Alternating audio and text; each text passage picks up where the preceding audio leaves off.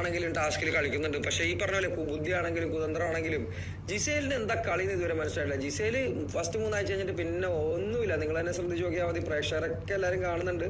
ജിസേലിന്റെ കളി എന്ന് പറഞ്ഞു കഴിഞ്ഞാൽ ആര്യനെ കൊണ്ട് പണിയെടുപ്പിക്കുക, ആര്യന്റെ കൂടെ ഒരു ലവ് ട്രാക്ക് ആണെന്നുള്ളത് തെറ്റിദ്ധരിപ്പിക്കുക ആൾക്കാരെ. ഇത് ലവ് ട്രാക്ക് ആണോ അല്ലയോ എന്നുള്ളത് നമുക്ക് ആക്ച്വലി അറിയേണ്ട ആവശ്യമില്ല. ഇവിടെ ആരും ആക്ച്വലി ബോധർ ചെയ്യുന്നില്ല.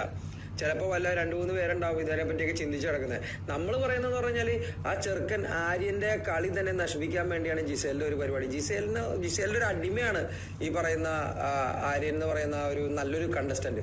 അപ്പോൾ നല്ലൊരു കണ്ടസ്റ്റന്റ് ആയിട്ടുള്ള ആര്യൻ, ഞാനൊരു ബ്രദറിനെ പോലെ കാണുന്ന ഒരു ആര്യൻ ഈ പറഞ്ഞ പോലെ ജിസേലിന്റെ വലയിൽ വീണടക്കാണ്. ജിസേൽ തന്നെ ഇതുപോലെ തന്നെ അവർ ഈ ഒരു ഗ്രൂപ്പിലേക്ക് ആൾക്കാരെ വലിച്ചു കയറ്റണം. ജിഷിനും ലക്ഷ്മിയും ഇതേപോലെ ആ ഗ്രൂപ്പിൽ കളിച്ചപ്പോൾ ജിഷിൻ പോയി, അതേപോലെ ലക്ഷ്മി ഇപ്പൊ പറഞ്ഞ പോലെ വെറുതെ ഒരു ആവശ്യമില്ലാണ്ട് ജിസേലും ആര്യന്റെയും കൂടെ ഹിപ്പോക്രേറ്റ് ആയിട്ടുള്ള ലക്ഷ്മി സപ്പോർട്ട് ചെയ്ത് നടക്കുന്നു.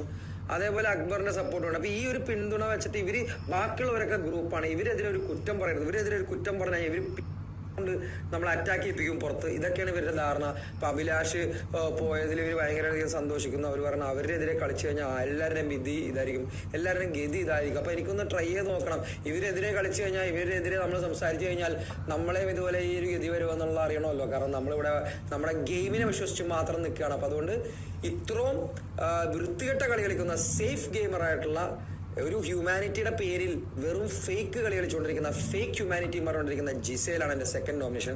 അപ്പോൾ ഫസ്റ്റ് നോമിനേഷൻ ഞാൻ നേരത്തെ പറഞ്ഞ പോലെ ലക്ഷ്മി, സെക്കൻഡ് നോമിനേഷൻ ജിസേൽ. ഇവർ രണ്ടുപേർക്കും ഈ ഹൗസിൽ തുടരാൻ യോഗ്യതയില്ല.